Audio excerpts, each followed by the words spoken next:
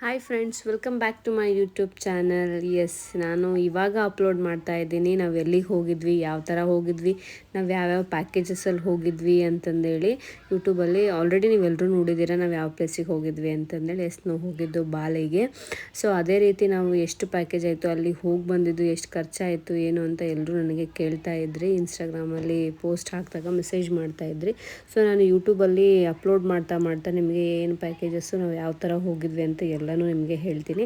So ನಾವು ದೇವನಹಳ್ಳಿಯಿಂದ ಏರ್ಪೋರ್ಟಿಗೆ ಹೋಗ್ತಾ ಇದ್ದೀವಿ. ದೇವನಹಳ್ಳಿಯಲ್ಲಿ ನನ್ನ ಹಸ್ಬೆಂಡ್ ಫ್ರೆಂಡ್ ಅವ್ರ ಮನೆ ಇತ್ತು.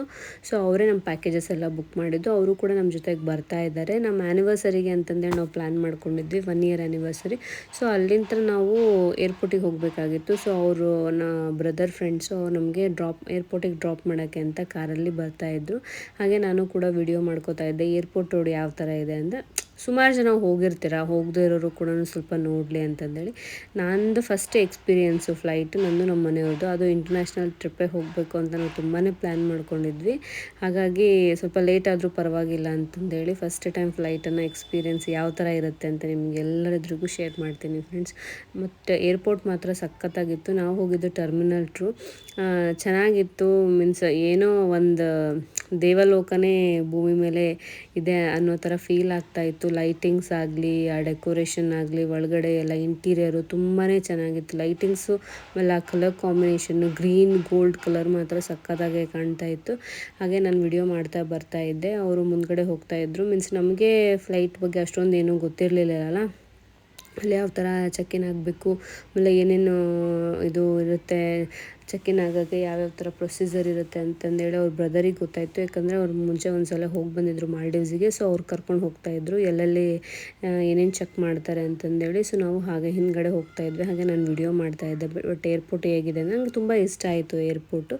ಸೊ ಹಾಗೆ ಫಸ್ಟು ಎಲ್ಲ ನಮ್ಮದು ಪಾಸ್ಪೋರ್ಟ್ದು ಮೀನ್ಸ್ ನಾವೇನ ಏನು ಅಂತಂದೇಳಿ ಎಲ್ಲ ಚೆಕ್ ಮಾಡ್ತಾರೆ. ಸೊ ಅದಾದಮೇಲೆ ನಮ್ಮದು ವೀಸಾ ಅದೆಲ್ಲ ಚೆಕ್ ಮಾಡಿ ಒಳಗಡೆ ಬಿಡ್ತಾರೆ. ಇಲ್ಲಿ ಬಂದು ನಮ್ಮ ಪಾಸ್ಪೋರ್ಟಲ್ಲಿರೋ ಫೋಟೋಗೂ ನಮ್ಮದು ಸೇಮ್ ಇದೆ, ನಾವು ಸೇಮ್ ಇದ್ದೀವ ಅಂತಂದೇಳಿ ನೋಡಿಕೊಂಡು ಇಲ್ಲಿ ಒಳಗಡೆ ಬಿಡ್ತಾರೆ. ಇಲ್ಲೆಲ್ಲ ಒಳಗಡೆ ಆದಮೇಲೆ ನೆಕ್ಸ್ಟು ಬ್ಯಾಗ್ಗಳನ್ನೆಲ್ಲ ಚೆಕ್ ಮಾಡ್ತಾರೆ. ಸೊ ಬ್ಯಾಗೆಲ್ಲ ಚೆಕ್ ಆದ ತಕ್ಷಣ ನಾವು ನಮ್ಮ ಮನೆಯವ್ರದ್ದು ಕೂಡ ಅವ್ರದ್ದು 2 ಬ್ಯಾಗ್ ಇದ್ವು, ಅವರು ಕೂಡ ಚೆಕ್ ಮಾಡಿಕೊಂಡು ಒಳಗಡೆ ಹೊರಟ್ವಿ. ತುಂಬಾ ಚೆನ್ನಾಗಿತ್ತು. ಹಾಗೆ ನಾವು ಡ್ಯೂಟಿ ಫ್ರೀಯಲ್ಲಿ ನೋಡ್ಕೋತಾ ಹೋಗ್ತಾಯಿದ್ವಿ. ಮೀನ್ಸ್ ಅವ್ರು ಹೇಳ್ತಾಯಿದ್ರು ಇಲ್ಲೆಲ್ಲ ಏನು ಸಿಗುತ್ತೆ, ಏನು ಸಿಗಲ್ಲ, ಡ್ಯೂಟಿ ಫ್ರೀ ಅಂದರೆ ಏನು ಅಂತ ಬ್ರದರ್ ಹೇಳ್ತಾಯಿದ್ರು. ಹಾಗೆ ನಾವು ಕೇಳ್ಕೊಂಡು ಮುಂದೆ ಹೊರಟ್ವಿ. ನೆಕ್ಸ್ಟ್ 080 ಲಾಂಜ್ ಅಂತ ಬಂತು. ಸೊ ಅಲ್ಲಿ ಏನು 080 ಅಂತ ಅಂದರೆ, ಅಲ್ಲಿ ಇಂಟರ್ನ್ಯಾಷನಲ್ ಕ್ರೆಡಿಟ್ ಕಾರ್ಡ್ಸ್ ಇರುತ್ತಲ್ಲ. ಸೊ ಕ್ರೆಡಿಟ್ ಕಾರ್ಡಲ್ಲಿ ಇಂಟರ್ನ್ಯಾಷನಲ್ ಅಂತ ಇತ್ತು ಅಂದರೆ ಅವರಿಗೆ 2 ರೂಪೀಸ್ ಕಟ್ ಆಗುತ್ತೆ. ಸೊ ಊಟ ಅಲ್ಲಿ ಮಾಡ್ಕೋಬೋದು ಆರಾಮಾಗಿ, ವೆರೈಟೀಸ್ ಆಫ್ ಊಟಸ್ ಇರುತ್ತೆ. ಸೊ ಅದು ನಮಗೆ ಒಟ್ಟು ಅವರು ಇಂಟರ್ನ್ಯಾಷನಲ್ ಅಂತ ಗೊತ್ತಿರಲಿಲ್ಲ. ಕ್ರೆಡಿಟ್ ಕಾರ್ಡ್ ಅವರು ಅಪ್ಲಿಕೇಶನ್ ನೋಡ್ತಾರೆ ಯಾವುದು ಇದಕ್ಕೆ ಬರುತ್ತೆ ಅಂತ. ಆಮೇಲೆ ನಾವು ಅದರಲ್ಲಿ ಒಂದು ಕಾರ್ಡು ಅಲ್ಲಿ ಎಕ್ಸೆಪ್ಟ್ ಆಯಿತು. ಸೊ ಅವಾಗ ನೋಡಿಕೊಂಡು ಅದರಲ್ಲಿ ಇಂಟರ್ನ್ಯಾಷನಲ್ ಕಾರ್ಡ್ ಅಂತಂದೇಳಿ ಬಂದಿತ್ತು. ಸೊ ಆಮೇಲೆ ಬ್ರದರ್ ಹತ್ರ ಇನ್ನೂ 2 ಕಾರ್ಡ್ಸ್ ಇತ್ತು, ಅದು ಎಲ್ಲನೂ ಎಕ್ಸೆಪ್ಟ್ ಆಯಿತು. ಬಟ್ 1 ಕಾರ್ಡಿಗೆ ಒಬ್ಬರನ್ನ ಬಿಡ್ತಿದ್ರು. ಸೊ 3 ಕಾರ್ಡ್ ಎಕ್ಸೆಪ್ಟ್ ಆಗಿತ್ತು. ಇನ್ನೊಬ್ಬರಿಗೆ ನಾವು ಪೇ ಮಾಡಿಬಿಟ್ಟು ಊಟಕ್ಕೆ ಹೋದ್ವಿ.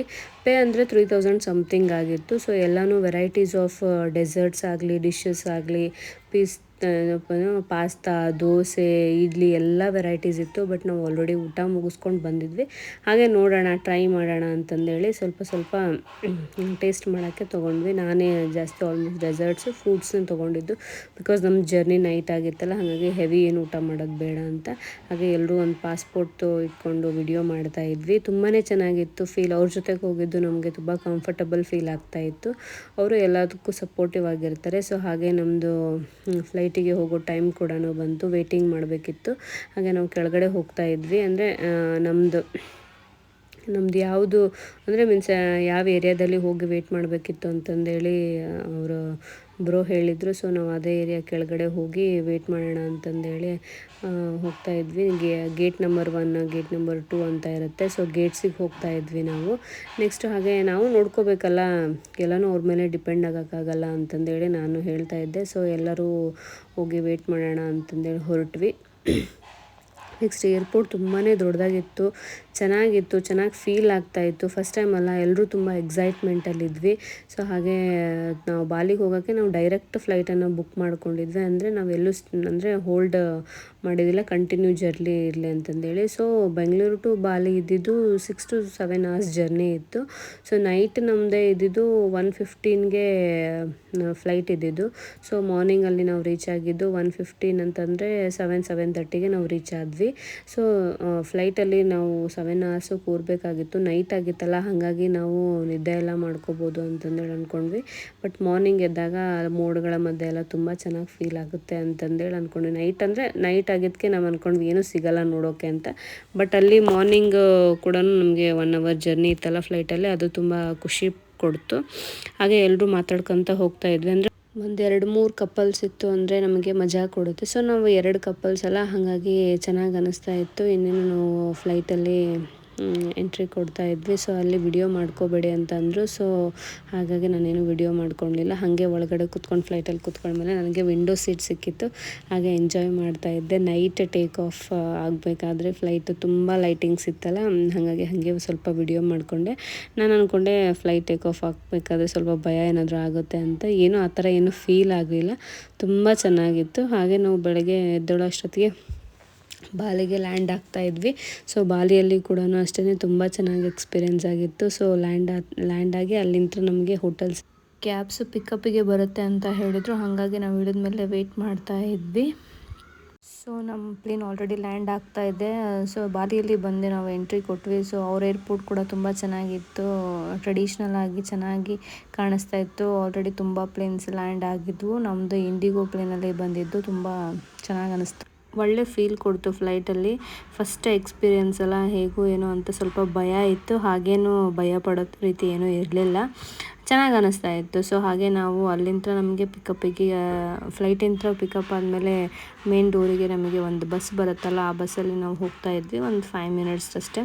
ಸೊ ಅಲ್ಲಿ ಕೂಡ ರಾಜ್ಕುಮಾರ್ ಫ್ಯಾಮಿಲಿ ನಮ್ಮ ಜೊತೆಗೆ ಜರ್ನಿ ಮಾಡಿದ್ದು. ರಾಜ್ಕುಮಾರ್ ಮಗಳು ಪೂರ್ಣಿಮಾ ಅಂತಂದೇಳಿ, ಅವ್ರ ಮಗಳು ಧನ್ಯ ರಾಮ್ಕುಮಾರ್ ಅಂತ. ಅವ್ರ ಮೊಮ್ಮಗಂದು ಬರ್ಡೇ ಸೆಲೆಬ್ರೇಷನ್, ಫ್ಯಾಮಿಲಿ ಅವರೆಲ್ಲ ಬಂದಿದ್ದರು ಸೆಲೆಬ್ರೇಷನಿಗೆ ಅಂತಂದೇಳಿ ಬಾಲಿಗೆ. ತುಂಬ ಚೆನ್ನಾಗಿ ಮಾತಾಡಿಸಿದ್ರು. ನಮ್ಮ ಪಕ್ಕದಲ್ಲೇ ಅವ್ರ ಸೀಟೂ ಇದ್ದಿದ್ದು. ಸೊ ತುಂಬ ಕಂಫರ್ಟಬಲ್ ಫೀಲ್ ಕೊಡ್ತಾಯಿದ್ರು. ತುಂಬ ಚೆನ್ನಾಗೇ ಮಾತಾಡಿಸ್ತಾ ಇದ್ದರು. ಯಾವಾಗಲೂ ಅಷ್ಟೇ ನಾವು ಶಾಪಿಂಗ್ ಹೋದಾಗೂ ಕೂಡ ಮೀಟ್ ಆಗಿದ್ದರು. ಮತ್ತು ರಿಟರ್ನ್ ಬರಬೇಕಾದ್ರೆ ನಮ್ಮ ಜೊತೆನೇ ಬಂದರು. ತುಂಬ ಚೆನ್ನಾಗಿ ಮಾತಾಡಿಸಿದ್ರು, ಹಳೆ ಪರಿಚಯ ರೀತಿ. ಸೊ ನಾವು ಅಲ್ಲಿದೆಲ್ಲ ಮುಗಿದ ತಕ್ಷಣ ನೆಕ್ಸ್ಟು ಇಲ್ಲಿ ಬಸ್ಸಿಂದ ಹಿಡಿದು ನಾವು ಒಳಗಡೆ ಏರ್ಪೋರ್ಟ್ ಒಳಗಡೆ ಬಂದ್ವಿ. ಸೊ ಇಲ್ಲಿ ಬಂದ ತಕ್ಷಣ ಒಂದು ಆರ್ಚ್, ಬಾಲಿ ಟ್ರೆಡಿಷ್ನಲ್ ಆರ್ಚ್ ಕಾಣ್ತು. ತುಂಬ ಚೆನ್ನಾಗಿತ್ತು. ಏರ್ಪೋರ್ಟ್ ಕೂಡ ತುಂಬ ಚೆನ್ನಾಗಿತ್ತು. ನೆಕ್ಸ್ಟು ಇಲ್ಲಿ ಪ್ರೊಸೀಜರ್ ಏನೇನು ಇದೆ ಅಂತಂದೇಳಿ ನೋಡೋಕ್ಕೋಸ್ಕರ ಬ್ರದರ್ ಮುಂದೆ ಹೋಗ್ತಾ ಇದ್ದರು. ಏರ್ಪೋರ್ಟು ಕೂಡ ಇಲ್ಲೂ ಕೂಡ ತುಂಬ ಚೆನ್ನಾಗಿದೆ. ತುಂಬ ಏನು ದೊಡ್ಡದಲ್ಲ, ಪರವಾಗಿಲ್ಲ, ಚೆನ್ನಾಗಿದೆ. ಸೊ ಇಲ್ಲಿ ಕೂಡ ಯಾವ ಥರ ಪ್ರೊಸೀಜರ್ ಇದೆ ಅಂತಂದೇಳಿ ನೋಡ್ತಾ ಇದ್ವಿ. ಸೊ ಎಲ್ಲ ಪ್ರೊಸೀಜರ್ ಮುಗಿದ್ಮೇಲೆ ಇಲ್ಲಿ ಕೂಡ ನಾವೆಲ್ಲರೂ ಫೋಟೋ ತೆಗೆಸ್ಕೊಂಡ್ವಿ. ಆಮೇಲೆ ಅಲ್ಲೇ ಕರೆನ್ಸಿ ಎಕ್ಸ್ಚೇಂಜ್ ಕೂಡ ಇತ್ತು. ಸೊ ನಾವು ಕ್ಯಾಶ್ ತೊಗೊಂಬಂದಿದ್ರು ಬ್ರದರಲ್ಲಿ 25,000 ಎಕ್ಸ್ಚೇಂಜ್ ಮಾಡಿಕೊಂಡ್ರು. ಸೊ ಅಲ್ಲಿ ಕರೆನ್ಸಿ ನಮಗೆ 37 lakhs ಬಂತು, ಟ್ಯಾಕ್ಸ್ ಎಲ್ಲ ಸೇರಿ. ಇಲ್ಲಿ ತುಂಬ ಟ್ಯಾಕ್ಸ್ ಬಿತ್ತು. ಸೊ ನೀವು ಯಾರೇ ನೆಕ್ಸ್ಟ್ ಬಾಲಿಗೆ ಬರಬೇಕಾದ್ರೂ ಇಲ್ಲಿ ನೀವು ಕರೆನ್ಸಿ ಎಕ್ಸ್ಚೇಂಜ್ ಮಾಡ್ಕೋಬೇಡಿ. ನಿಮ್ಮದು ಇಂಟರ್ನ್ಯಾಷನಲ್ ಟ್ರಾನ್ಸಾಕ್ಷನ್ ಇರುತ್ತಲ್ಲ, ಸೊ ಆ ಕಾರ್ಡಿಂದ ನೀವು ATM ಅಲ್ಲಿ ಆರಾಮ್ಸೆ ನೀವು ಡ್ರಾ ಮಾಡ್ಕೋಬೋದು. ಅಲ್ಲಿ ಸ್ವಲ್ಪ ಕಮ್ಮಿ ಬೀಳುತ್ತೆ. ಹಾಗಾಗಿ ನೀವು ಇಲ್ಲಿ ಏನು ಕರೆನ್ಸಿ ಎಕ್ಸ್ಚೇಂಜ್ ಮಾಡ್ಕೋಬೇಡಿ. ನೆಕ್ಸ್ಟು ನಮ್ಮ ಪಿಕಪ್ಪಿಗೆ ಅಂತಂದೇಳಿ ಹೋಟೆಲಿಂದ ಕಾರ್ ಬಂದಿತ್ತು. ಸೊ ನಾವು ಆ ಕಾರಲ್ಲೇ ನಾವು ಹೋಟೆಲ್ಗೆ ರೀಚ್ ಆದ್ವಿ. ತುಂಬ ಫಸ್ಟು ಇದ್ದಿದ್ದು ನಾವು ಕುತ್ತಾ ಒಳಗಿದ್ವಿ. ರಿಸಾತ ಅಂತ ಹೋಟೆಲು ತುಂಬ ಚೆನ್ನಾಗಿತ್ತು. ಅಲ್ಲೇ ಕೂಡ ನಮ್ಮದು ಇಂಡಿಯನ್ ರೆಸ್ಟೋರೆಂಟ್ ಇತ್ತು, ಅನ್ನಪೂರ್ಣ ಅಂತಂದೇಳಿ. ಅಲ್ಲೇ ನಾವು ಊಟ ಮಾಡ್ತಾಯಿದ್ವಿ, ಚೆನ್ನಾಗಿತ್ತು. ಹೋದ ತಕ್ಷಣ ನಾವು ಊಟ ಎಲ್ಲ ಮುಗಿಸ್ಕೊಂಡು ಸ್ವಲ್ಪ ರೆಸ್ಟ್ ಮಾಡ್ಕೊಂಡು ಈವ್ನಿಂಗು ನಾವು ಕಾರ್ ಬುಕ್ ಮಾಡ್ಕೊಂಡಿದ್ವಿ 2 daysಗೆ ಅಂತಂದೇಳಿ. ಅಂದರೆ ಕುತ್ತಾ ಒಳಗೆ ಏನೇನಿದೆ ನೋಡೋಣ ಅಂತಂದೇಳಿ. ಫಸ್ಟ್ ಟೈಮಲ್ಲ ನಾವು ಹೋಗಿದ್ದು, ನಮಗೂ ಅಷ್ಟೊಂದು ಏನಷ್ಟು ಗೊತ್ತಿರಲಿಲ್ಲ.